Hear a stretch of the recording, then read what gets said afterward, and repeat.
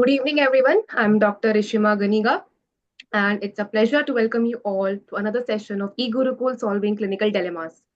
You're once again joined by the esteemed Dr. P.C. Mahapatra, a revered teacher and mentor whose clinical wisdom and clarity continue to guide us through many complexities of obstetric and gynecology.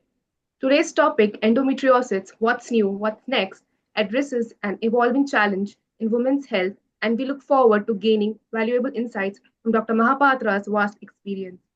With that, let's warmly welcome him once again. Over to you, sir. Thank you, Rishima, and the whole team of Juventus and for the E-Gurukul program. I think every month this is continuing a monthly program for last so many years. I'm really indebted to the team and to the whole of Juventus family for this continuous educational program for the benefit of my gynecologists across the country and abroad. Well, we have almost finished the series 1, particularly the surgical options. And we have almost covered about 8 episodes of the medical management, this solving clinical dilemmas and the different, with addition to the different situation analysis and detailed analysis and discussion with all the individual case situation scenario.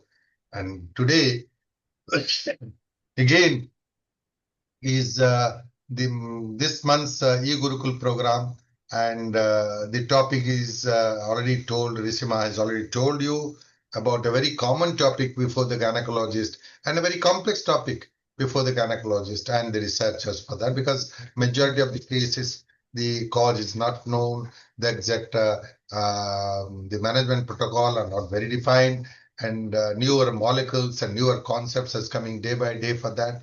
So in view of these contexts, I will deal with this particular thing, try to focus some of these along with my personal experience with the situation analysis for that. So welcome everybody to the Gurukul Series 2, Episode 9.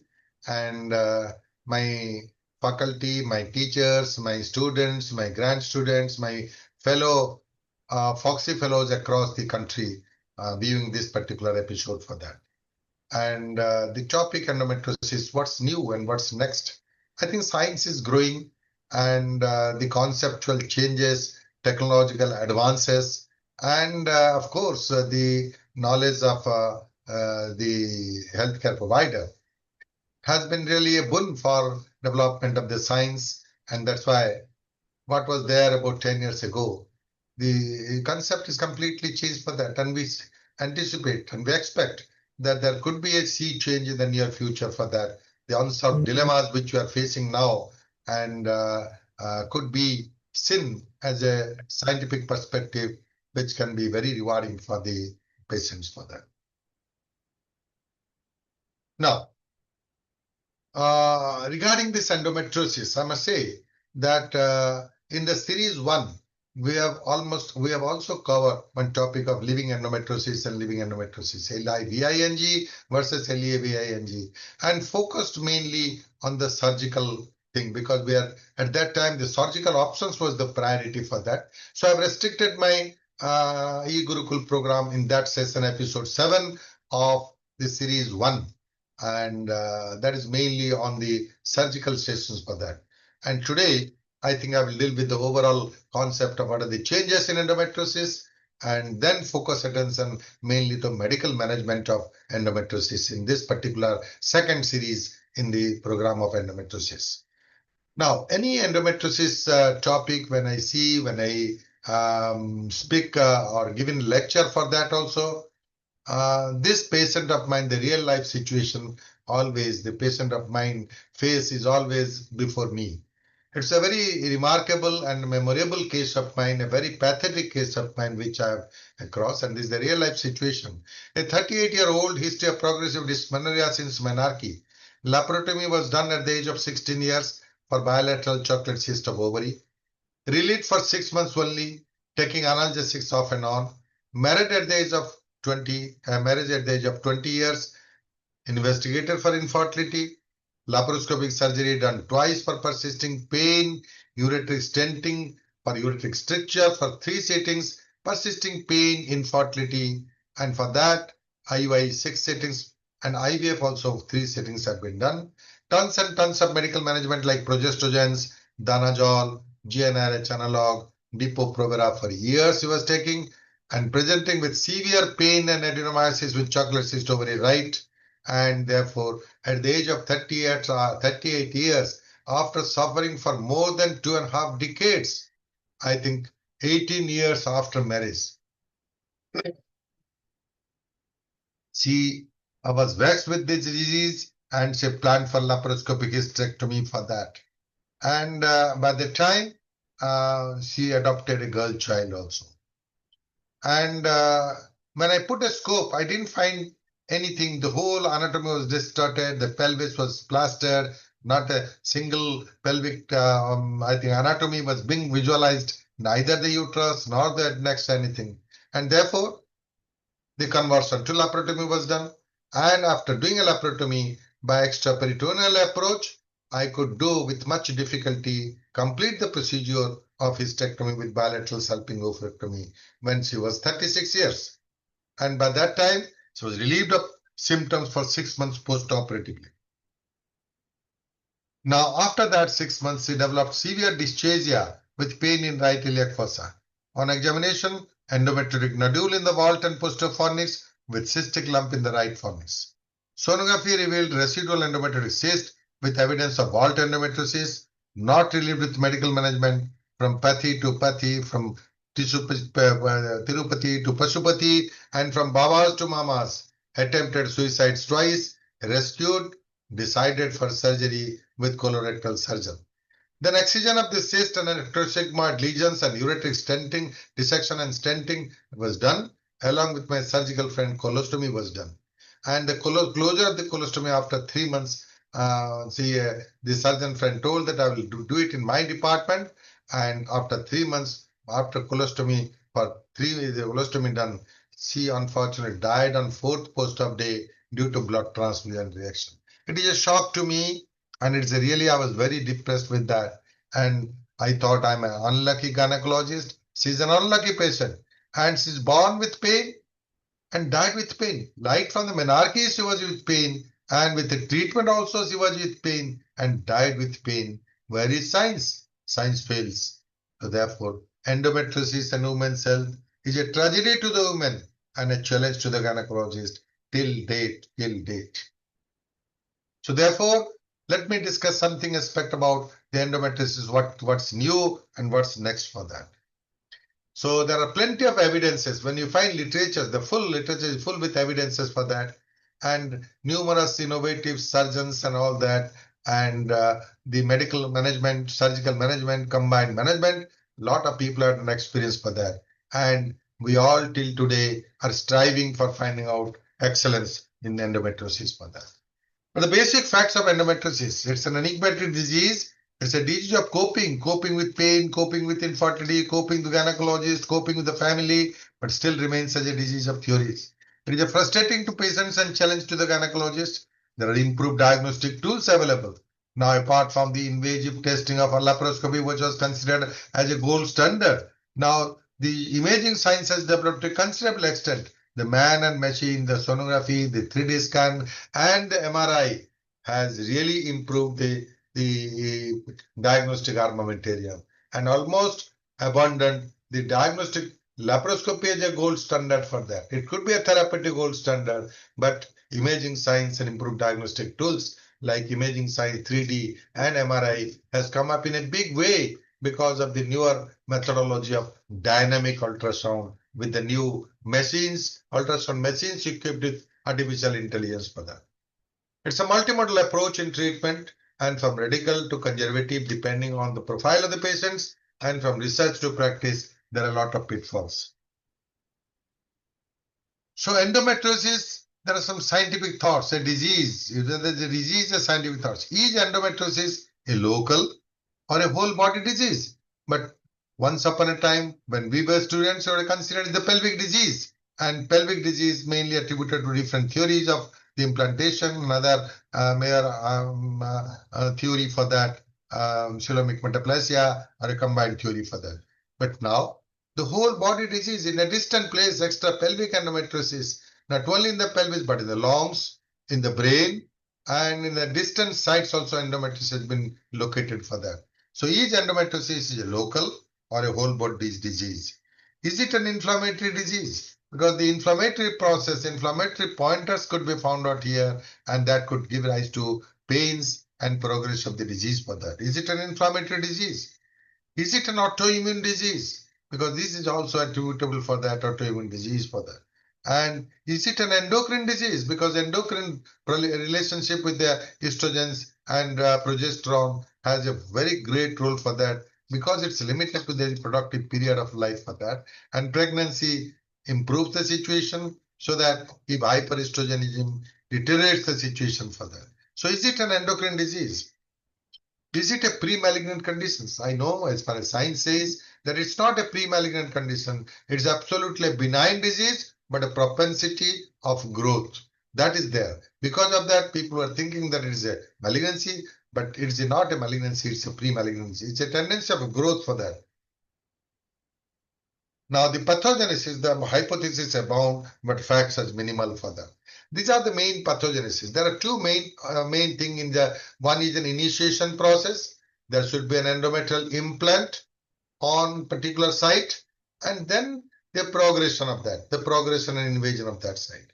So the factor for this initiation or endometrial implant, whatever theories have been there on implantation or metaplasia or a happy marriage between these two, has been revolved around a genetic, immunological, endocrine, and mechanical. So the implantation and a metaplastic theory is the process where initially the endometrium-like tissues, not endometrium, it has been proved now, it is endometrium-like tissues are being implanted in the particular site, and that endometrial implant, due to some factors, this progress and invasion to that particular site may be the local factors like a molecular or local factors like an endocrine, or local factors like a genetic propensity could be there.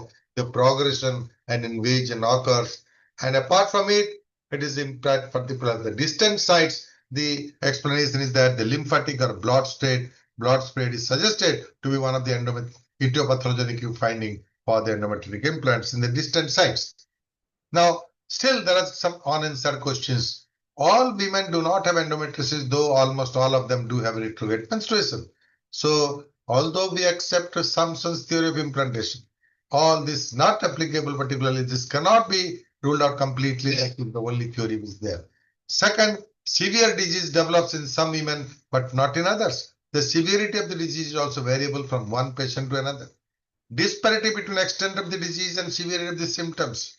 We say that as the process severity increases, the symptoms also should increase. But here there is a defective correlation between the extent of the disease and the severity of the symptoms. Thereby, in stage 4 disease, pain is more. Stage 1 disease, pain is less. The reverse can be there. In stage 1 disease also pain is more severe, and stage 4 absolutely painless also. So in summation, I can say that there is not a correlation, clear-cut correlation between the extent of the disease and the severity of the symptoms. Then after all these, we know the different theories and all that. My personal experience and my thought process, which has not been published also, but this is my thought, that seeing the varieties of endometriosis in the pelvis and its implications on the anatomical sides, I consider now that there could be a classification on midline endometriosis versus lateral endometriosis. Midline disease versus lateral disease. Midline meaning by thereby that either adenomyosis or deep infiltrative endometriosis or ectosigmoid endometriosis. These are the midline endometriosis. Whereas lateral endometriosis is over an endometrioma. This is our lateral pelvic wall endometrium, which is very common for that.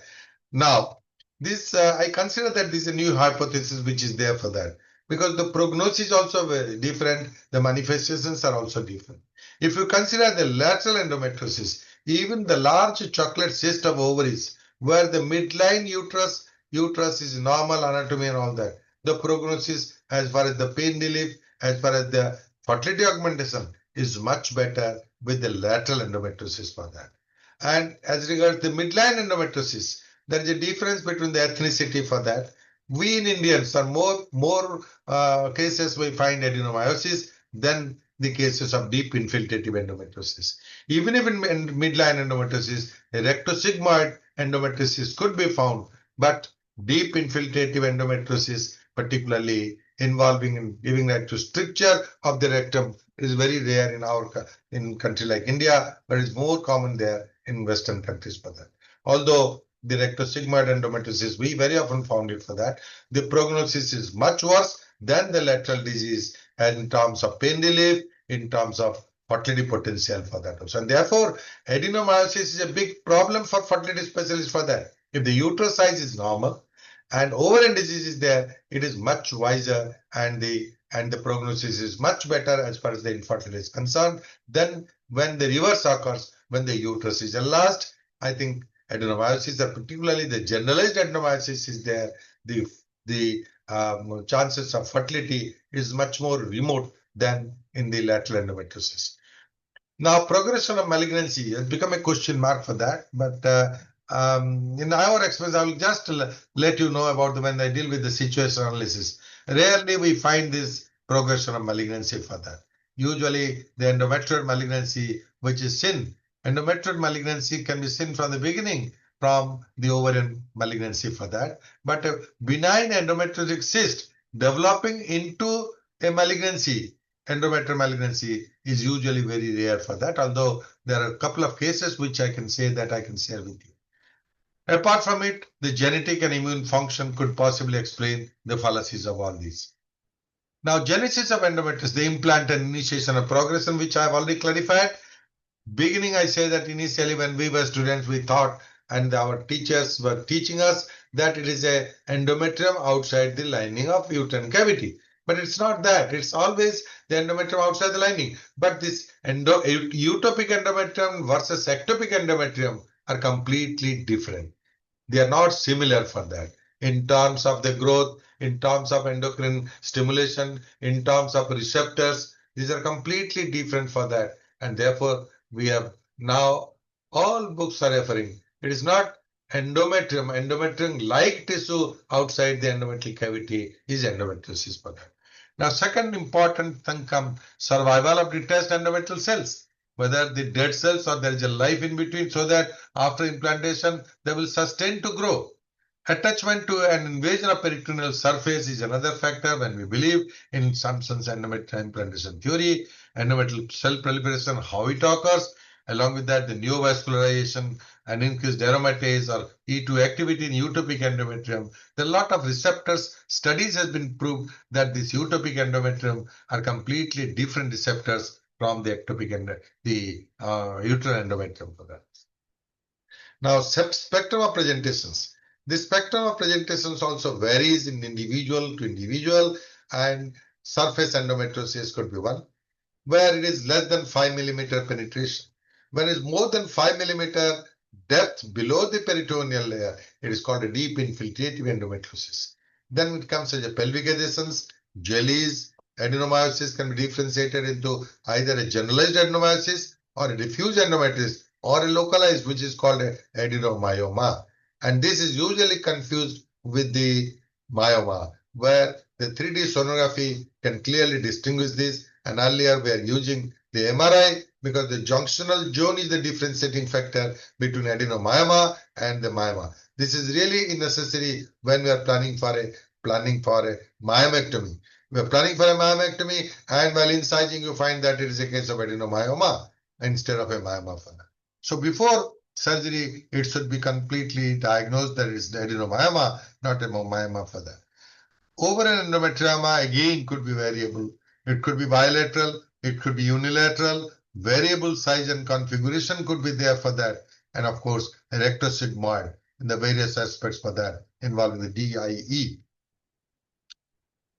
Now, the extent of the disease, not only from the pelvic peritoneum, the uterus, the ovaries, it may be on the anterior aspect, the bladder and ureteric disease. It could be involved in the bladder and ureter, and we have seen that the ureter, the first case I have told that ureteric stenting is being done for that. So periureteric fibrosis because of the endometric lesion could give rise to hydroureteronephrosis for that. And bladder involvement also anteriorly could be there. And couple of cases we have also experience of doing a cystectomy, partial cystectomy for that also. Bowel endometriosis, again bowel endometriosis, not only in rectosigmoid, but in different parts of the bowel, the endometriosis could be there. And of course, scar endometriosis in form of an abdominal scar, prior hysterectomy scar, prior cesarean section scar, or prior laparotomy scar, or hysterectomy scar for that. Then port site. Nowadays, as we are doing more and more minimal invasive surgery, the laparoscopic surgery, the port site endometriosis is also seen for that. Initially, we are finding a lot case of port site endometriosis tumor. Then we thought that this is mainly because of the tissue retrieval. If the tissue retrieval is done directly without any support of the port, I think the contact will be there, and some of the tissues inside the port generate the progression of the endometriosis. So therefore, we recommend nowadays all cases when you retrieve the endometrial tissue, always don't put it blindly with the lateral extension. You deliver it through the additional port and then delivery, so that the port side the endometriosis is not there, because the tissue doesn't touch the port. Then the peritoneal endometriosis is there for the diffuse peritoneal endometriosis, and in cases of peritoneal endometriosis, peritoneectomy has become a surgical method of treatment. Of course, medical management could be there for that. Umbilical endometriosis, we have seen a couple of cases. These are all extrapelvic endometriosis, which is amenable for surgery. It is not amenable for any medical management for that. And of course, the distant sites like the spurious menstruation, particularly they occur from the nose during the cycle. This occurs, and then distant sites like the pleura, the brain, and other sites. This has been there for that. And one of the really complex and a very tragedy or a challenging situation is a recurrent endometriosis. The cause why it recurs, we do not know, but the basic thing is that for the following the surgery, we develop two procedures. One is a cystectomy, another is a fulguration. Fulguration of the endometriosis, the recurrent is much more. And the cystectomy, when removing the cyst, the recurrent is less, but the ovarian damage is much more. The AMH will be dropping out further. But recurrent endometriosis is again related to the patient. The patient profile is also responsible for the recurrent endometriosis for that. That could be some genetic factors or immunologic factors from the beginning for that. So broad spectrum of presentation, variable prognostic scoring, and the different modalities of treatment variable. Now symptomatology. Coming to the symptomatology, the pelvic pain, dysmenorrhea, abnormal uterine bleeding, dyspareunia are the major symptoms for that. Now, in the pain, dysmenorrhea is a profound thing and is the number one thing where dysmenorrhea is attributable for that. But acyclic pain is also found to be cause of that. Acyclic pain with it not related to menses also could be attributable for endometriosis for that. Endometriosis with infertility, there is a direct correlation with that, and is one of the important cause of infertility, endometriosis, where medical as well as surgical methodology can be a treatment for that. Then it can appear as a lump and a pelvic mass. Pelvic mass of variable sizes could be there. Ovarian cyst of variable sizes could be there, and then they could give rise to a pressure symptoms. Pressure symptoms could be another thing for that. Bowel and bladder symptoms could be there, and of course, while investigating, while doing an ultrasound, it could be an incidental detection, incidental finding, or it could be completely asymptomatic. Patient doesn't have any symptoms. For evaluation of the master health checkup, or for doing anything else for that, you find that there is an incidental detection of endometrioma, ovary, or adenomyosis. Now the diagnosis. How you diagnose the history, you cannot ignore that. Pretty adequate history has to be given for that. What is the type of pain, relationship to the menstruation, and what is the age of the patient, and relation to the parity issues for that. And nulliparous is more prone for that, and they present with the infertility. And this history is adequate history is absolutely important for that. Then the examination, meticulous examination starting from the parabdomen, for speculum, PV, and of course the PR examination is important for that. And when the patient presents with the dysphagia, I think do a PR examination along with the MRI to find the extent of the lesion, which can give a better idea of that. And the imaging modality, I have already told, the sonography, the newer machines with AI incorporation, and the dynamic sonography is now an edge over the previous sonography, only detection of structural abnormality. When there is a cyst, we can detect it. But now, even at this sense, even the ovary is close to the uterus, the dynamic ultrasound can give an idea about the precision of the diagnosis for that. So no more the laparoscopy has become a gold standard. Once upon a time it was there.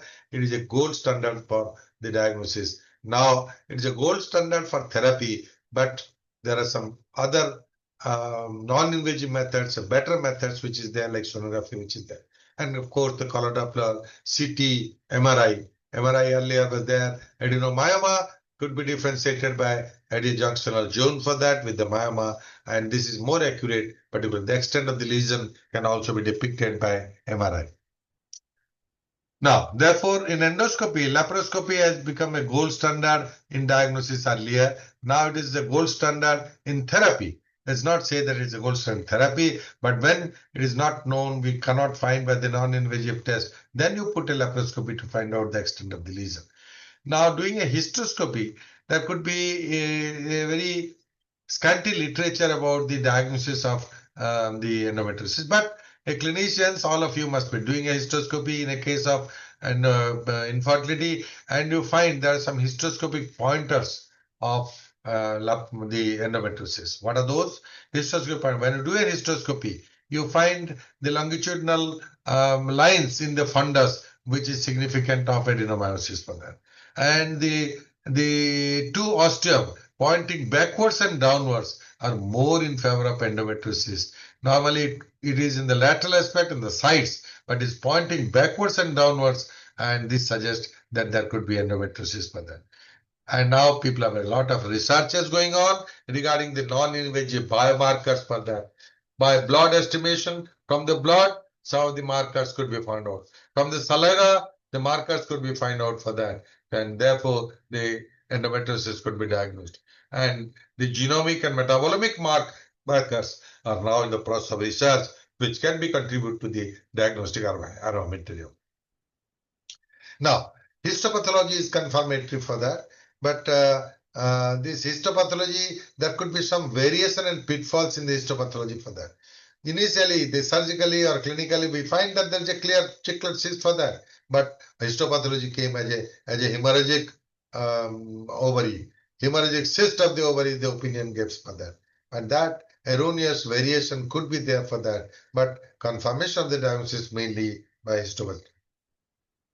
Now, adolescent endometriosis is really another challenge, which is not uncommon. Prevalence about 12% in Indian data. It is a complex and attitude and delayed diagnosis. It has been seen that there is usually an average delay of about 7 years for that. So, any cases where the adolescent present with the dysmenorrhea, we think there is a case of primary dysmenorrhea and do not evaluate for that.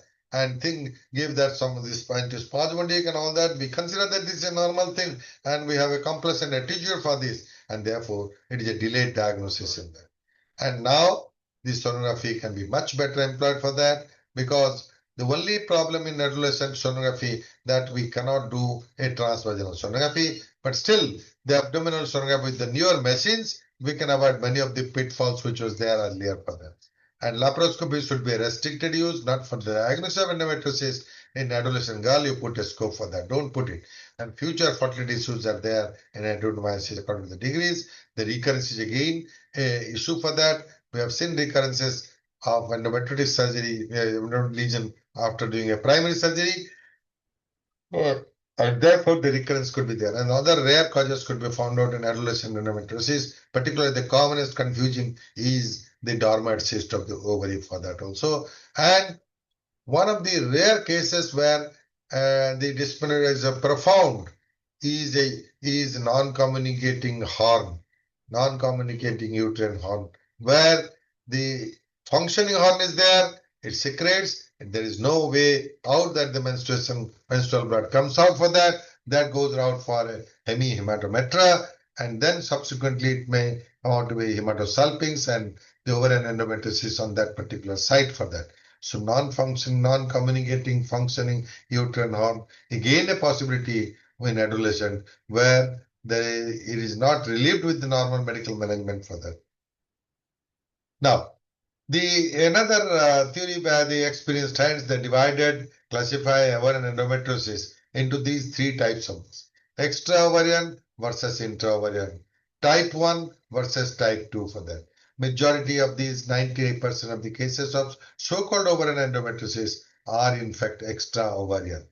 The thing which we say that when there is an implant going there on the surface of the ovarian surface, then what happens? There is an infolding of that, and there the blood collects, and then there forms the infolding, and a pseudo sac has been there, a cyst has been formed for that. Then therefore, you must be observing while doing a laparoscopic surgery. If there are endometrial cyst which is in the ovarian fossa and the two sides, and you lift the ovary, you'll find at some point of time it ruptures, and the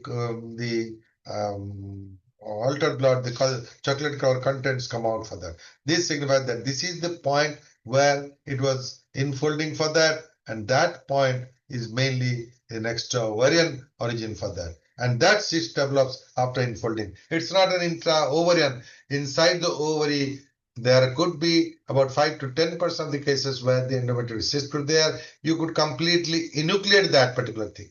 But here in extra ovarian, you cannot enucleate it. You just enucleate this cyst after being exposed outside so that you can just make a stripping from that lesion for that. Type 1 versus type 2 endometriosis could be there, in which the corpus luteum is functioning for that. And third factor, as a surgeon, we have experienced that endometrial cyst, the cystectomy, the resection of this cyst, in some cases, it is clearly and easily peeled off for that, which we call as a dissectable lesion. In some other cases, it is non-dissectable. And these non-dissectable lesions are another, which is the prognosis is worse than the dissectable lesion, where we can completely dissect whole of the cyst wall for that. These are the differential diagnoses of ovarian endometrioma: dormant cyst, hemorrhagic cyst, tube ovarian abscess, and of course malignancy for that. Now, in this context, I will put some classification system for that, which is now still to be evaluated for that. We are not foolproof with the classification system, but it certainly overcomes the inter-observer bias, corroborates the clinical and surgical findings, and uniformity improves the line of management for that also. There are a couple of classification systems where in 1979, the first classification system led by American Fertility Society, and they gave a score from 1 to 4. It depends on only two aspects. One is the size of endometrial lesion. Second is on severity of adhesion for that. Site of endometrial lesion are again three main aspects: ovaries, peritoneum, and fallopian tubes. And severity of adhesions of each site could be classified for that. AFS, which was developed, and we were also focusing attention, and the scoring is related to the fertility part for that. Then in 1996, the ASRM, the American Society of Reproductive Medicine, revised a classification on that, AFS. So AFS classification of 76 has been revived in 1996 and leveled as a revised ASRM classification, where both ovaries are separately dealt with, tubes and peritoneum, posterior cul-de-sac, size and extent of adhesion, and the stages from 1 to 4. And these two stages, which you find RS, ASRM, or you say that it's the AFS classification, doesn't consider deep infiltrative endometriosis. Of course, it's a new concept which is there at that time. Doesn't consider deep infiltrative endometriosis and weak correlation between extent of lesion, pain, sterility, and surgical complexity for that, which has now become an emerging concept of deep infiltrative endometriosis for that. And the need for a newer classification is needed for that. And therefore, the EFI or engine classification system has come. EFI endometriosis fertility index by Adamson and Pasta in 2010. It deals with the clinical and surgical factors, tube, fimbria, and ovary, and only a classification related to the fertility index for that. And Asian classification is 2005 and modified in 2011, which concentrated on this retroperitoneum and deep infiltrative endometriosis further. And this is being known when the machines can pick up good quality with the transvaginal or transrectal sonographic probes for that. And there are three compartments here, A, B, C. A is vaginal and rectovaginal septum, B, uterosacral and lateral pelvic wall, C, rectosigmoid. These are all NGN classification in Vienna has been proposed for that. And this is only for the deep infiltrative endometriosis for that. Now, American Association of Gynec Laparoscopy, a surgical classification could be there. They're important to classify that. They want to have a better integration to intraoperative surgical complexity and find out a classification system. But still, out of all these classifications, revised ASRM classification over the American Fertility Society classification is still being commonly used by the clinicians for assessment for that. Now, endometriosis and infertility, what are the factors why infertility occurs in this? Maybe that anatomical distortion and damage of reproductive organs for that, and therefore the tube-ovarian relationship is disturbed because of the adhesions for that. And second important is a poor quality of oocytes and defective embryogenesis. This has been documented, and you know that it is a reduced ovarian dissolve. Even prior to surgery also, in endometriosis, we find AMH value are completely low vis-a-vis the same counterpart in the non-endometriotic patient for that. And poor endometrial receptivity and implantation are there also the issues for that. Apart from it, the early pregnancy failure along with the infertility is being observed in the case of endometriosis. These are some special situations like rectosigmoid endometriosis, which I've already told, residual endometriosis, scar endometriosis, adenomyosis and adenomyoma, and mixed pathology for them. The first figure is surgery is one of the extensive scar endometriosis, a big endometriosis for that also. The excision is the only treatment for that, no need of medical management. Second, we find an umbilical endometriosis. The cause why it is in the umbilicus we do not know, but the methodology, the treatment, genuine treatment or scientific treatment is surgical, not a medical entity for that. So the management basic principles are three. First is alleviation of symptomatology. Relief of suffering or symptoms for that is the first. Second, we know that it is a progressive disease but not malignancy. And arrest of progress of the disease would be second. Third, promotion of fertility potential for that. So these are the three main basic principles of treatment for endometriosis. May it be for particularly pregnancy or pain relief, whatever it may be. But the main issues are fertility promotion and pain relief. These are the two main main objective of before the gynecologist for that.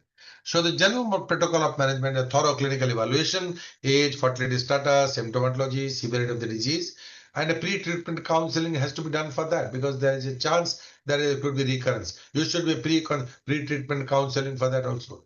And sonography and clinical correlation are much better for that. And modalities of therapy, you can outline what modalities of therapy you can make it. Whether you can go for expectant therapy because no treatment is necessary only after the diagnosis, or medical management, or a surgical management, or a combined management for that.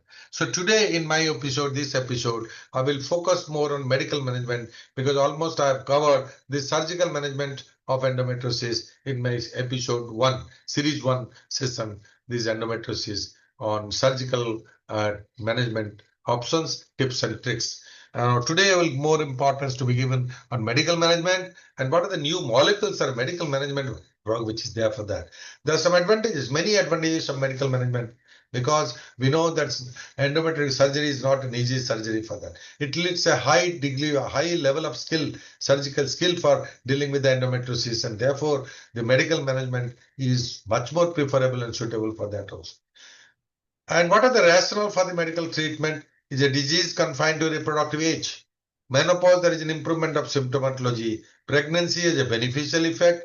Hormone receptors and implants have been there. Experimental models suggest that estrogen aggravates the disease, whereas androgen regresses the disease for that. Now, therefore, the hormonal dysregulation, the endocrine dependence is most often found for the propagation of the disease rather than initiation of the disease process for that. And this is normal on one end. Estrogen, through action of estrogen receptor alpha, is responsible for the expression of progesterone receptor for that.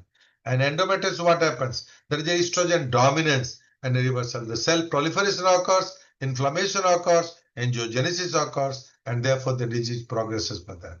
And there is a progesterone resistance in a case of endometriosis for that. So, in comparison to the normal, the endometric patient do have a estrogen dominance and progesterone resistance, which is giving rise to the progress of the disease for that.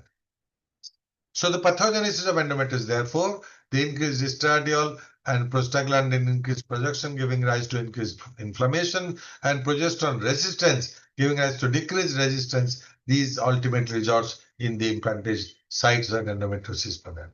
Now, this is a very beautiful slide which I find by Swaip and al.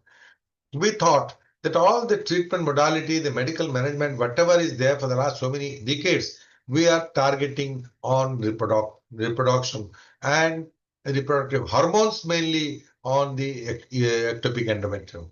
But there is a beautiful study on finding out the endometrial cells, or reactivity of the endometrial cells in these endometriosis tissues like tissues. There are three types which is there. Highly differentiated glands and stroma with normal response to endocrine stimulation. They are responsive to the endocrine stimulation, normal response to the endocrine stimulation. Second, highly differentiated implants but autonomous in proliferation. Third, poorly differentiated cells showing little endocrine dependence. What does it signify? Till today we knew that yes, all the cases of endometriosis must be relieved by the endocrine management for that, the progestrogens or the GnRH analog for that. But in practice, we find that about 70 to 80% do respond to the endocrine hormones for that, but the rest doesn't respond there. And there we can find this explanation. The highly differentiated implants but autonomous in proliferation will never respond to the endocrine therapy. Poorly differentiated cells showing little endocrine dependence will never respond to the endocrine therapy for that. Only the first category, the highly differentiated glands and stroma with normal response to endocrine stimulation, this group only responds to the endocrine, the pharmacotherapy for them. So therefore, in the medical management of endometriosis, the strategies are chronic anovulation, pseudo-pregnancy state, pseudo-menopause, and ancillary modalities for that. And the reproductive hormones and endometriosis, you find that ovulation and menstruation plays a major role in endometriosis development, therapeutic possibility to control the disease, suppression of ovulation and menstruation, and hormonal treatment therefore works. So hormonal compound used for endometriosis are not cytoreductive. They are not cytoreductive. They don't reduce the size for that. Lesions can be controlled but cannot be eliminated. Thus, endometrial foci generally regress during therapy and recurrence post-therapy. Therefore, for long-term treatment is recommended for years together if you go for medical management. And thus, while prescribing the hormonal indications, mainly the four factors are to be considered. First is efficacy. Second is safety. Third is tolerability. And fourth is cost factor. Now, as I always tell that there is a diagnostic delay of about 7 years in an adolescent girl for that, because you see that primary dysmenorrhea is a common thing. They presume their complacent attitude for that. And therefore, there are no pathognomonic features or biomarkers sufficient to define endometriosis. And therefore, the diagnostic delay is there for that. And ESRI has already told in 2022, laparoscopy no longer a gold standard for that. And therefore, in the 2017 NICE guidelines say that empirical therapy prior to laparoscopy in the diagnostic treatment algorithm, unless fertility is a priority for that also.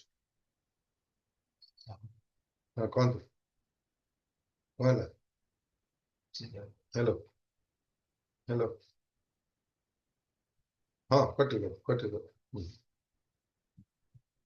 Sorry. So these are the things in endometriosis diagnosis. Once upon a time, the definitive diagnosis was laparoscopic visualization with confirmatory histology for that. But now the therapy is more important for that. There are alternative non-invasive tests available, MRI and transvaginal ultrasound, which is there for that, laboratory tests, which is there for that. which fail to show predictive value. And typical clinical and symptoms and signs like uterosacral nodularity are only suggestive. It cannot be a confirmatory finding for that.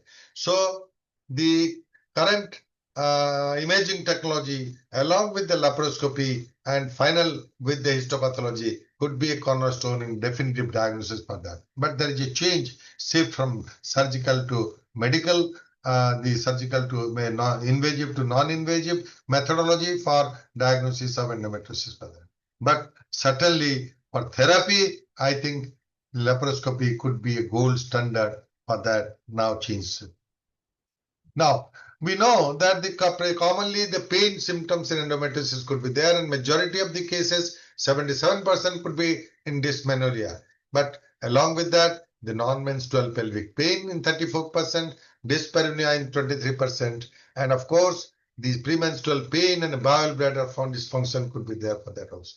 So there are two main things associated with endometriosis. One is a pain, both cyclic as well as acyclic, and second is infertility. 80% could be pain of various modalities, but infertility also associated about 30 to 50% of the cases for that. Now, the medical management, what are the medications for that? On the right side, I put it the non-hormonal, and the left side is a hormonal. We say categorical non-hormonal. Why? Because we know that the 70-80% do respond to the hormonal, but these 25 to 35% do not respond to the hormones, and they are autonomous in proliferation and not endocrine dependence for that also. So the researchers are targeting from hormonal newer molecule to some non-hormonal newer molecule, which may come in the near future for that. In non-hormonal, NSAID is the common thing. Cabergoline, we have used it particularly in the case of adenomyosis, diffuse adenomyosis, aromatase inhibitors, anti-angiogenic agents. We know that there is a neoangiogenesis there occurs, there occurs an inflammatory, there is a progress of the disease. So anti-angiogenesis agents are one, pro-apoptotic agents which could prevent the growth, rather the tissue will be really killed for that. There is a pro-apoptotic agent. They will go enhance the apoptosis process, and anti-inflammatory agents for that also. And along with that, empirical agents also comes in view along with the definitive treatment. On the left side, we come with the hormonal treatment. COC is the first line management. In many cases, we do it and still reuse it, the COC. The combination also varies for that. What are the different progesterone which is incorporated in the COC? There is a change in the progesterone component in the COC component for that. But majority of the cases are progestrogens. Because we know that estrogen enhances and progesterone regresses the disease. Therefore, progestrogens are the cornerstone of treatment for that. And GnRH agonist act at the central level and suppresses the gonadotropin and ultimately the ovarian hormones for that. The Dynogest, which came as a new molecule for that about 10 years before for that, is still used as a pain-relieving drugs for that also. Take Dynogest as very good as far as the pain relief is concerned. But two things which we wanted after Dynogest came, we thought that it could be a wonder molecule for that. It doesn't prove to be a wonder molecule because only pain relief could be there for that. But we anticipated whether there is a cytoreductive potential. The structural lesion could be diminished in size is number one. Second important, we thought that fertility could be augmented for that also.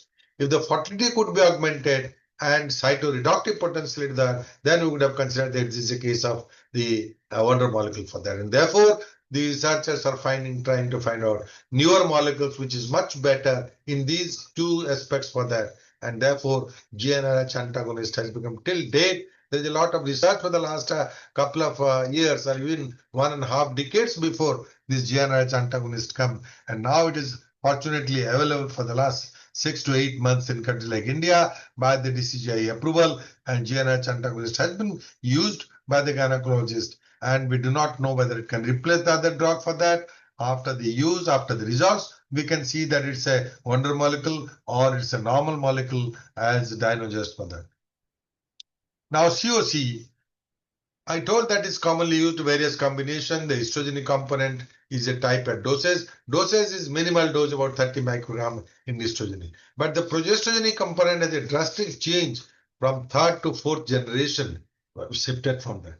So the progesterogenic component incorporating the dinogest along with the estrogen ethinyl estradiol has become really a wonder molecule, particularly for cases where you regularize the cycle as well as they reduce the pain or dysmenorrhea for that.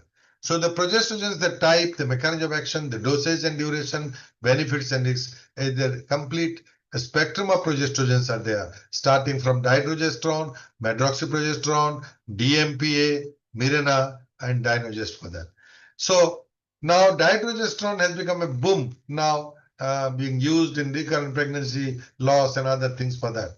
But remember, I do remember that I was, while doing with the laparoscopic surgery about 20 years back, after the surgery, the results of pregnancy are much more immediate post surgery. So this window of opportunity, we must take it. After surgery, we don't delay this. Otherwise, again, the recurrence chances will be there, the adhesions will be there for that. And it was my routine practice initially for last 20 years while doing a endometriotic surgery. After the surgery, conservative surgery or a fertility promoting surgery, I would put dihydrogesterone. At that time, only one project dihydrogesterone was available. Dufaston, I was writing from 5th to 25th day, 20 days, 20 milligram of Dufaston I was prescribing. Or in some cases, we prescribe about second half of the cycle from 16th to 25th day. The 20 milligram Dufaston has been there and encouraging the pregnancy for that also. So if we want to have prevent a recurrence for that, as well as promoting the fertility, dihydrogesterone is the drug of choice for that. If you do not want a pregnancy, only suppression of that, then the alternative, the medroxyprogesterone, could be an easy and cheaper drug for that. That can help with that. DMPA. I use a lot of DMPA for that, but DMPA is a very cheap drug, and the advantage is that it was used for the parental contraceptive. So therefore, this DMPA, dipomedroxyprogesterone acetate, we use it every 3 months. One injection, 150 milligram every 3 months to continue for that. And this is really unique, a very cheap drug, and the pain relief is also very optimum for that. So we have an experience of using this DMPA also in pain relief for that.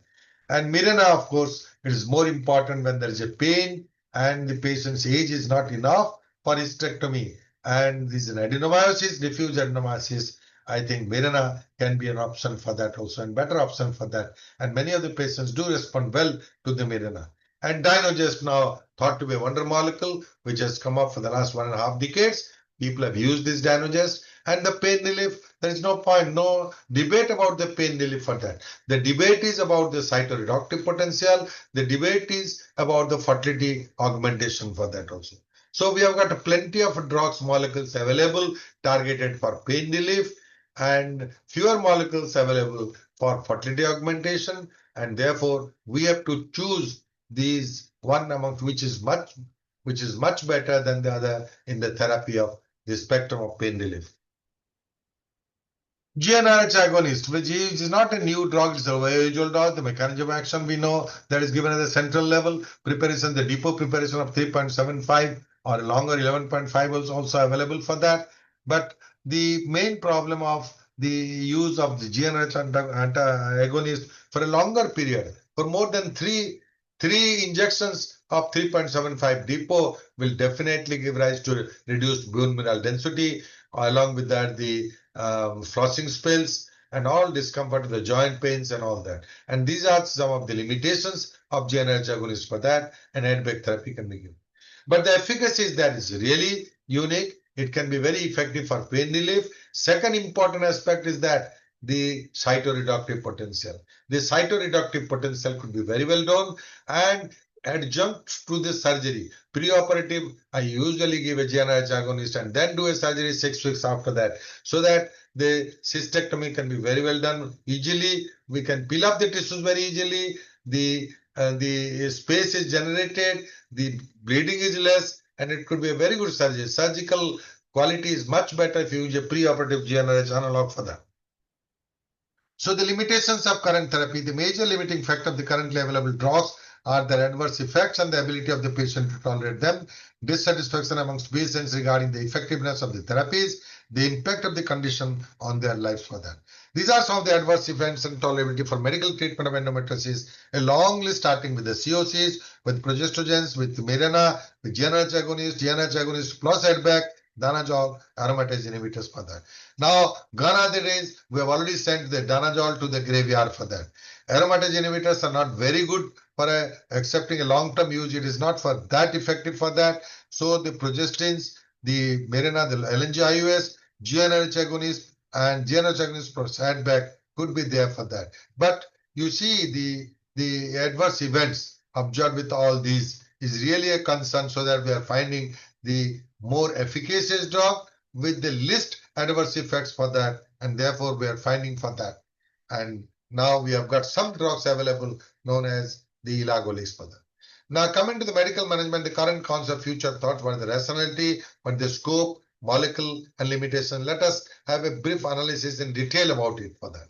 Rationality, because it is endocrine dependence. Ectopic endometrium versus eutopic endometrium already clarified, and again I'm giving a emphasis on that also. Chance of recurrence is there, surgical skill, risk, efficacy and limitations of surgery could be one of these rationality of medical indication for that. So the changing concept shift from surgical to medical, recurrent endometriosis, deep infiltrative endometriosis, the new concept, atypical sites endometriosis and adenomyosis. There is no option other than medical management for that also. And therefore, we must find out a very suitable medical molecule, the new molecule which covers the pain relief, fertility augmentation and cytoreductive one for that. And this is what the clinician like us want. The cost should be less, the compliance of patients, duration of therapy should be as minimum as possible, side effects absolutely minimal. It could relieve the pain adequately, fertility augmentation to a significant extent, reduction of volume of disease to a considerable extent for that. And then by searching for a new molecule, and then the new molecule has come for the last months. It is not completed years also. For the last 8 months, it is marketed in India, GnRH antagonist, which could be there for that. So what are the evidences for the GnRH antagonist? Few of the evidences. Varsellini et al. An in-depth analysis of medical evidences. It guidelines from ASRM, SUG, and S3 and Canadian Society. Literature search from 2010 to 2020.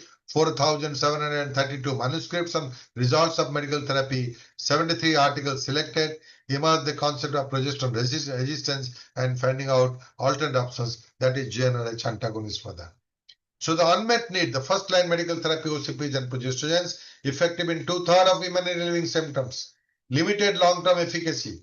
Second line therapy, GnRH agonist, preferred for non-responders to first line therapy, but associated with bothersome menopausal symptoms like hot flash and vasomotor symptoms and bone mineral density affections for that.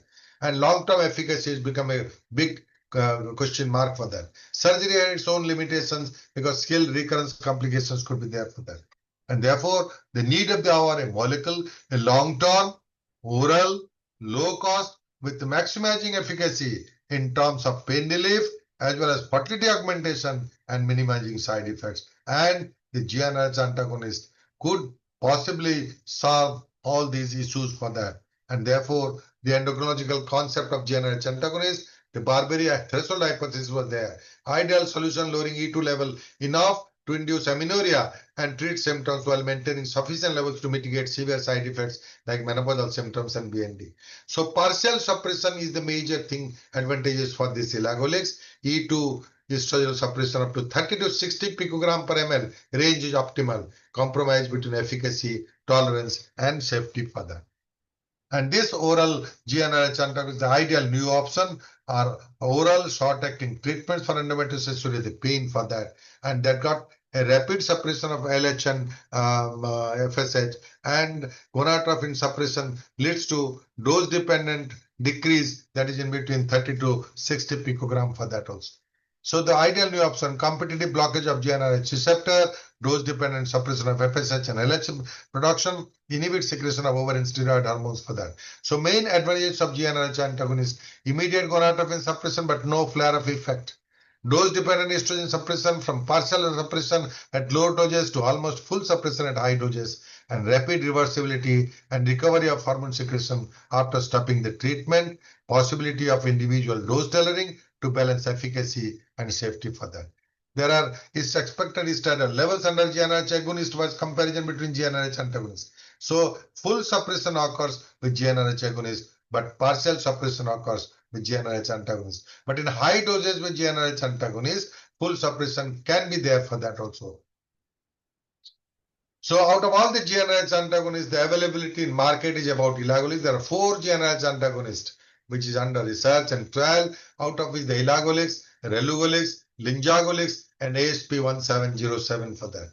So elagolix and relugolix have been improved for endometriosis. Linjagolix and ASP1707 has been evaluated in ongoing clinical trials for that. But relugolix is not available in India. Marketed is elagolix for that. And the elagolix oral GnRH antagonist superior benefits. How it does it? It binds competitively to the GnRH receptor in the pituitary gland and blocks endogenous GnRH signaling. Rapid suppression of LH and FSH. Gonadotropin suppression leads to dose-dependent decrease in serum estradiol concentration. Hypoestrogenic state stimulation manages the endometric lesions, resulting in pain relief for them. And see the key milestones. It is 2025, but it started 20 years of research. It's not an easy job for that. And in 2004, phase 1 trial started with that, and phase 2 trial started with 2010.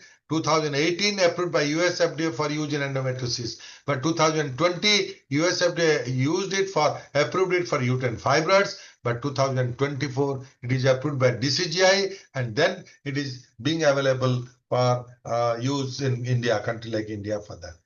And this is a molecular information. I need not emphasize more. It's a non-peptide GnRH antagonist, oral administration, rapidly absorbed, and the half-life is 2.4 to 6.3 hours for that.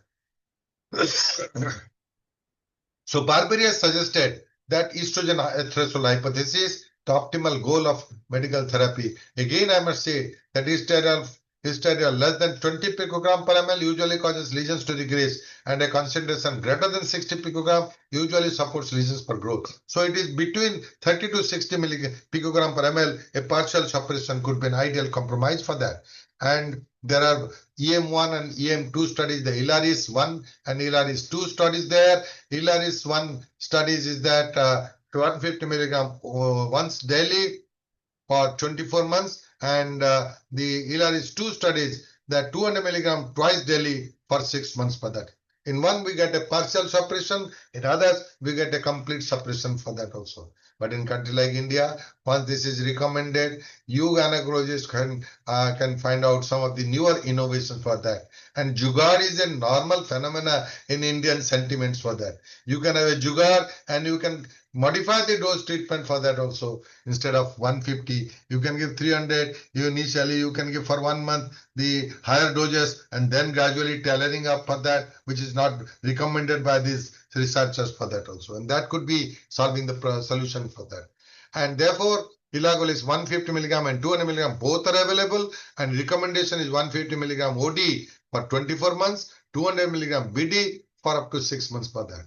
So 150 milligram OD for 24 months is a mild dysmenorrhea. In a severe dysmenorrhea, the higher doses are required. 200 milligram BD for 6 months for that. You can do a compromise and a jugaad, as I told you. 200 milligram BD, you initially start for 1 month. Then you can compromise that, yes, 150 milligram daily, you can go for another 2 months for that. It all depends. I think it's a new molecule. You have tried, just recently trying it. You modify and find out a different modality for Indian patients for them. And this is the recommendation for DCGI about 150 milligram OD for 24 months and 200 milligram BD for 6 months, according to these 2 trials for that EM1 and EM2 trial. The elagolix effect on BMD. The BMD effect is the 200 milligram twice daily causes marked improvement in dysmenorrhea, non-menstrual pelvic pain and dyspareunia, but at the cost of more of hot flushes and pronounced decrease in BMD. But with 150 milligram OD, these things doesn't happen with that. Now, these were convinced about the use of elagolix and newer formulation in managing pain in endometriosis for that, and the dosage schedule depending on the pain, we recommend that. And the limitations of side effects are considerably decreased as compared to the other molecule for pain relief or for fertility augmentation.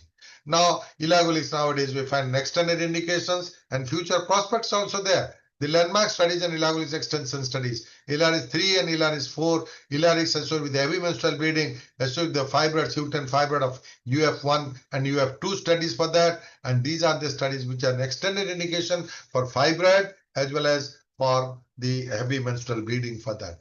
And role of elagolix for ovulation suppression could be again given landmark for IVF, for infertility treatment for that, because we know that we have got a lot of experience of the GnRH antagonist in IVF protocol, and therefore injectable the GnRH antagonist has become a routine protocol. Antagonist has been used and replacing the agonist protocol for that also, but it is injectable. Maybe that this oral product can come out in a big way, which is there, and role of elagolix in ovulation suppression during controlled ovarian stimulation. This is a cohort study which is done there. Lot of studies are going and continuing for that, and donor oocyte cycles and IVF for that also.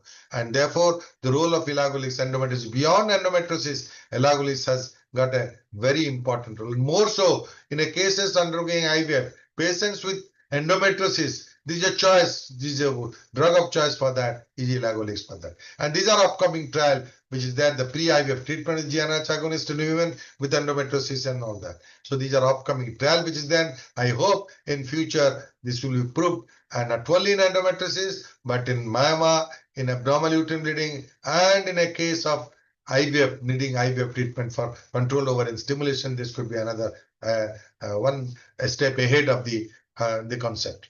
The GnRH antagonist, therefore, the take-home message, concept of progestin and estroprogestin and non-responders, I've already told, balancing efficacy and side effects, long-term use, shift from surgical to medical management, cost-effective therapy, compliance and user-friendly therapy, assessing research gaps and unmet needs. All that glitters are not gold, and there is a need to act for that.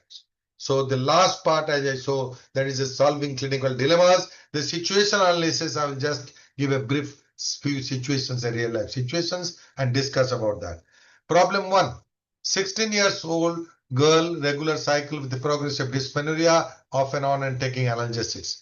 What is your approach? It is a common situation for all gynecologists for that. And clinical examination, to what extent we can do a clinical examination. There are limitations of doing a clinical examinations also for that. And do nothing, and counseling, give some antispasmodic for that also. But still, the persistence of the symptoms, I think, do a sonography for that. You may not do a transvaginal, but you do a routine abdominal sonography to at least rule out endometriosis, to rule out chocolate cyst, to rule out adenomyosis for that also. Unnecessary delay will not be there by simply giving an antispasmodic preparations for that. So sonography reveals no abnormality. Place of endoscopy, no, a big no should be given. Just to rule out the pain, don't put a scope for that.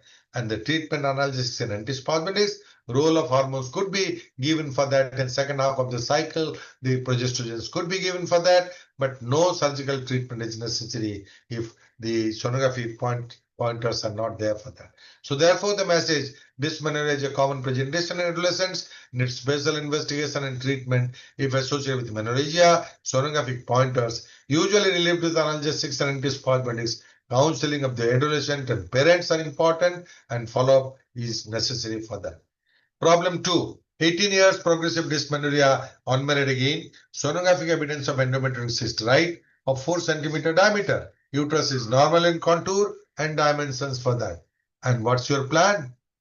Medical management or surgical management? I think definitely not surgical management. Medical management could be a first thing for that. Even if it's a case of endometriosis 4 centimeter, the management should be medical. For pain relief, you can give an elagolix. For pain, the reduction, the cytoreduction side, you can give a 1 dose of GnRH analog for that also. That doesn't matter. But surgery will be the last resort. Problem 3, 25 years, married 3 years, time period 2 years. Very much keen for conception, ovulation induction 3 sittings, progressive dysmenorrhea, menopause cycle 2 years, history of lap surgery 4 years ago, not relieved with medical management, sonographic evidence of bilateral ovarian cysts. Now, what's your approach?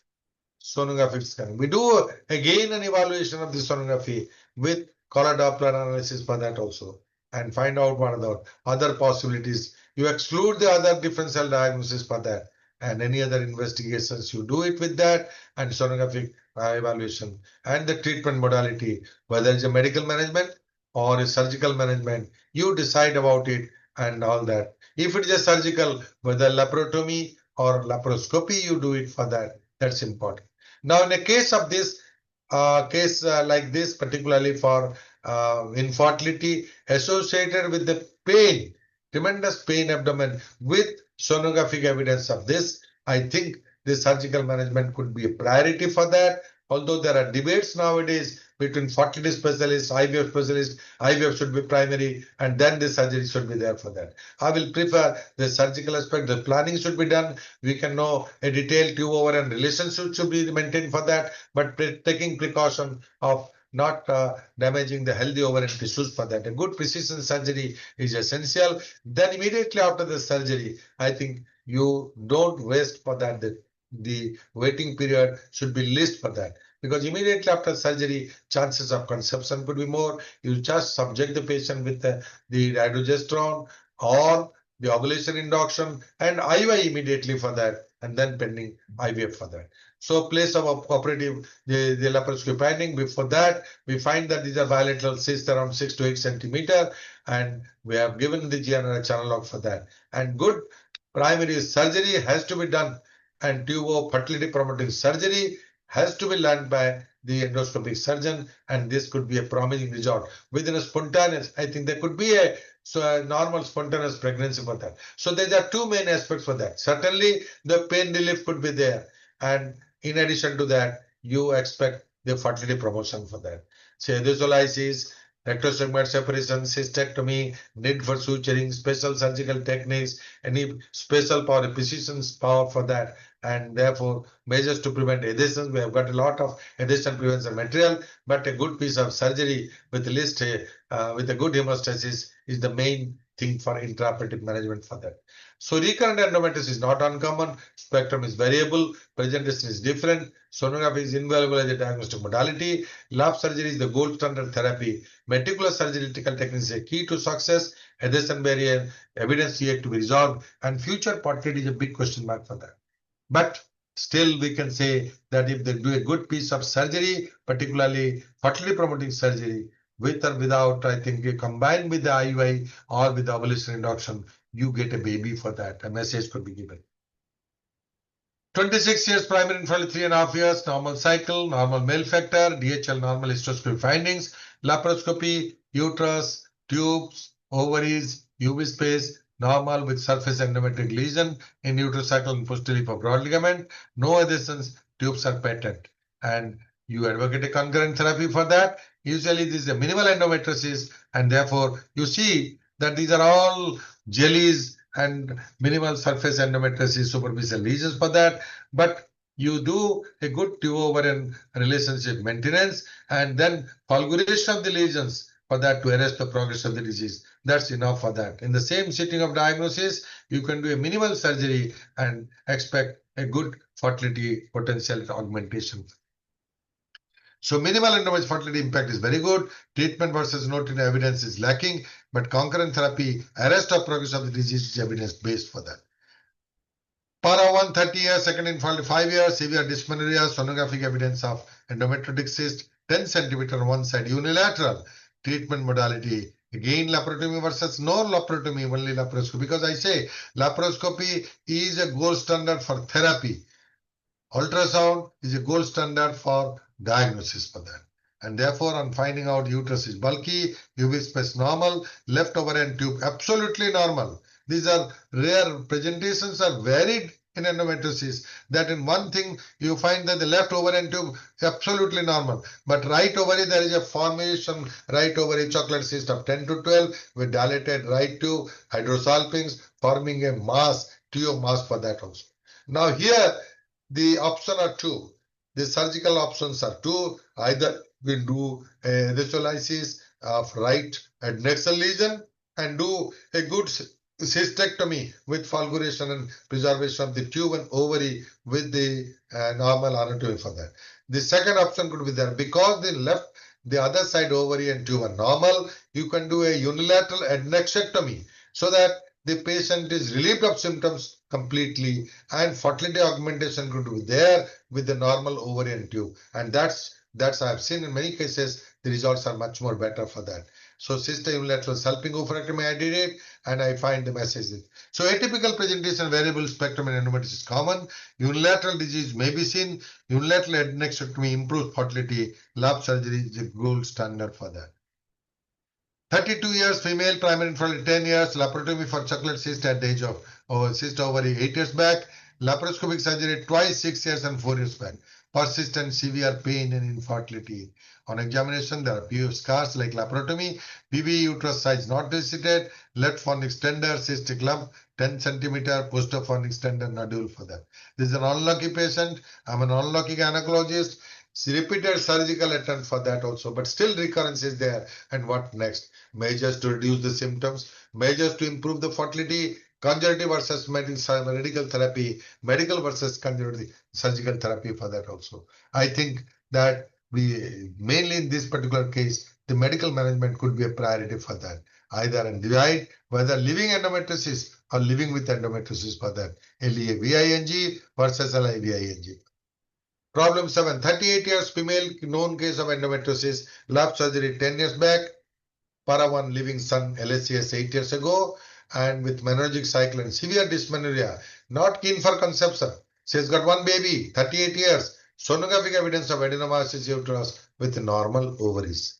And what's your approach? It's a case of pelvic endometriosis and only two symptoms, severe dysmenorrhea and menorrhagic cycle for that. So ideal pain relieving agents. There are a number of ideal pain relieving agents like COC, GnRH analog, Dynogest, Depo-Provera, Elagolix. And on the other end, the surgical method of hysterectomy. The choice is yours. The patient's age is 38 years. And if surgery at all, hysterectomy would have been done for that. For the ovarian lesions, you have to sacrifice the ovaries so that there could be the post-operative dysfunction and supplementation chances of supplementation of the estrogen could be there for that, because iatrogenic menopause could be there for that. And about the medical management also, you can start GnRH analog if you give it. I think GnRH analog for a temporary period, it works well for that. If you give a Dynogest, it is well controlled with the bleeding as well as the dysmenorrhea. For that also, Depo-Provera is a much cheaper drug than Dynogest or Elagolix, but these can be tried for that and low cost. You give every 3 months one injection for 3 doses initially, then you can extend it also for that. And Depo-Provera is also quite very good for pain relief at par with the Dynogest and Elagolix. Only thing is that the side effects are little constant spotting all around for that. And they are bothered about it. I think you can supplement with the hormones, and that can be treated well with that. If it is not there, the mindset of the patient is not there for that, he is not willing to continue and for more years, then hysterectomy could be a choice for that. 37 years, para one, living one, LSS 8 years, severe dysmenorrhea, and sonographic evidence of ovarian endometrioma, left 5 centimeter diameter, on Dynogest for 3 months, relieved of pain, continuing Dynogest for another 3 months for that. But still, after that, recurrence of pain, sonography, ovarian endometrium, 12 centimeter. It was there 3 months before, 5 centimeter. Now it has 12 centimeter with vascularity on collar Doppler.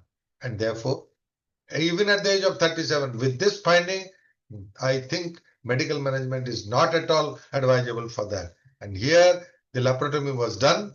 Extensive adhesion in the pelvis with left adnexal complex mass. Right ovary was healthy, and there was a suspicion on the surface. An imprint biopsy was done. Because of the rapid growth and collar Doppler studies, we have thought of thinking of exclusion of malignancy, and therefore imprint biopsy was sent. Imprint biopsy came as endometrioid carcinoma. We are surprised to see this endometrial carcinoma. Therefore, we did a complete radical surgery, hysterectomy with BSO, bilateral pelvic lymphadenectomy, omentectomy, para-aortic lymphadenectomy, and then post-op chemotherapy given. But unfortunately, there was lost to follow up for that. I do not know what has happened to the fate of this patient, whether she is still happy or completely cured, or what has happened, I do not know. But these are the cases. Very rare cases we get this type of cases. And I think this is the only two cases in my life I have seen such cases: endometriosis, known endometriosis, endometrioma, then converting to endometrioid carcinoma. I have seen endometrioid carcinoma de novo, but developing from endometriosis is not that. But therefore, I give that yes, such cases are uncommon. Persistence of recurrence of symptoms with medical management needs reassessment if it is not responding. Third important factor, rapid growth of tumor with complex echogenic mass. Initially, it was an echogenic lesion giving rise to endometrial cyst, but a complex solid cystic component when you see suspicion of malignancy. And that's why we have planned for laparotomy, we have planned for imprint biopsy, and we have thought of there could be a possibility of malignancy for that. And therefore, imprint biopsy is a valuable adjunct in decision making and planning of this surgery for that.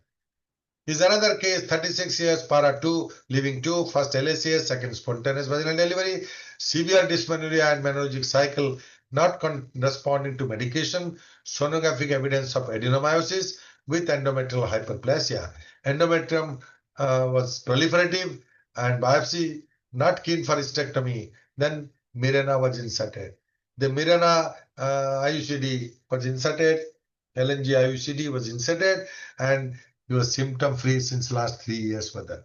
And therefore, this is the medical management such as Mirena is an alternative option for hysterectomy in such cases for that. Problem 10, 40 years para 2, living 2, spontaneous vaginal delivery, progressive dysmenorrhea, sonographic evidence of adenomyosis with chocolate cyst ovary right, 4 centimeter diameter, GnRH analog, depot 2 doses given, symptom free for 6 months. Recurrence of symptoms, diagnosis for 3 months given, not adequately relieved, then elagolix for 2 months, persisting pain, plan for lap hysterectomy, and then uneventful post-op period for that. And therefore, such cases are not uncommon. Medical management of pain relief not achieved in some cases, but this is a priority. Resort to hysterectomy non-responders improves quality of life. The route of hysterectomy and the technique depends on the surgeon and the extent of the disease, whether you will do a laparoscopic assisted, whether you will do a vaginal hysterectomy, or whether you will do an abdominal hysterectomy. It is the decision of the surgeon which matters for that. So therefore, the future, we are waiting for a conceptual research. More of research molecules should be there, and trends towards innovative medical management could be there for that. It is a simpler surgical maneuvers, touch and vanish could be there rather than an extensive surgery could be there for that. So therefore, to conclude, this endometriosis extensively studied but least understood, increased prevalence associated with fertility, infertility, from frustrating to symptomatology, sex steroid dependence, a rational therapeutic approach, and therefore living with endometriosis LIVANG or living endometriosis LIVANG depends on you according to the molecule, according to the surgical principle. Till the future research awaiting a new innovative molecule for that. And Sir William Osler has therefore told, he who knows endometriosis knows gynecology for that. And Francis Bacon, I always remember and project. Read not to contradict and confute, not to believe and take for granted, not to believe, find and discourse, but to weigh and consider. Science is growing. Many new molecules will come. Many new technology will come out for that. Keep abreast for that. Update yourself regarding the newer molecules, the newer gadgets for that, and try to update yourself so that the science will grow and you will also grow. Thank you very much, ladies and gentlemen. Thank you very much, sir. Thank you very much. We truly appreciate the valuable insight you shared during this session. Sir, if you permit, there are many questions we will take. If you permit. Sir, the first question is from your admirer, Dr. Pratibha Singh. He is from Bhagalpur, and appreciate your efforts for this session. And there is a question: what is the lower limit to prescribe GnRH antagonist? Well, Pratibha, thank you very much that you are not only love me so much, both the couple, Pratibha from Bhagalpur, I remember that, I salute you for that, for your knowledge. And regarding the lower limit, the study is that 150 milligram is the lowest limit which has been prescribed for that also. And the DCGI approval is also for that. The researchers are also started with this 150. The higher limit is not defined well, but the lower limit is 150 milligram for that. The higher limit, only 400 milligram daily is recommended for 6 months, but there is a lot of defect in bone mineral density as well as the hot flushes could be there for that. Voice is not audible. Sanjay, not audible. Yes, sir. Yeah. The second question is from Jyoti Tang from Jammu. She is asking how long elagolix should be continued. So duration of our duration is asking. Initially, the recommendation is there for 24 months if you are using the lower protocol of 150 milligram OD.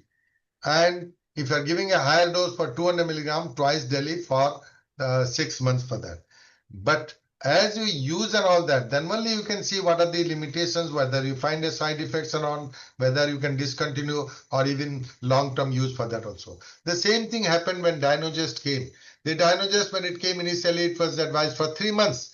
Then now there is a lot of studies which undergoes that Dynogest can be used for a long-term use up to about 7 years to 9 years. Same thing can arise out of levoilagolix after use.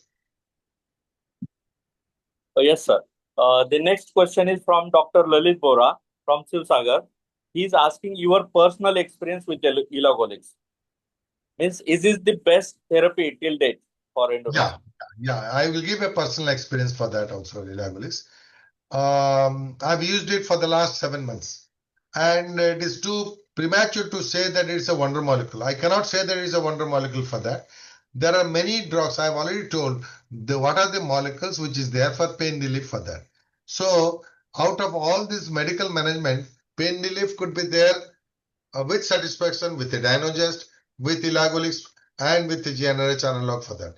But in GnRH analog, the toxicity are much more if you go beyond 2 doses for that. And therefore, the option could be another cheap drug could be a Depo-Provera. Depo-Provera for Aam Aadmi patients, I'm writing the Depo-Provera also. I'm happy with the pain relief. Only concern is about the spotting for that. So in that case, elagolix, I've used it. And my results, if you ask me, it is not that it is a wonder molecule. I don't consider Dynogest also as a wonder molecule for that. It is one additional list to the pain relieving drug for endometriosis, which in addition mainly preventing the side effects for that. With this 150 milligram once daily, the side effects could be minimized with the optimum result. For that much I can say you for that. But till I can say that whatever patients have used it, all patients is superior to other drugs, that I will not say now. Yes, sir. The next question is from Venkaprai Munda from Sambalpur.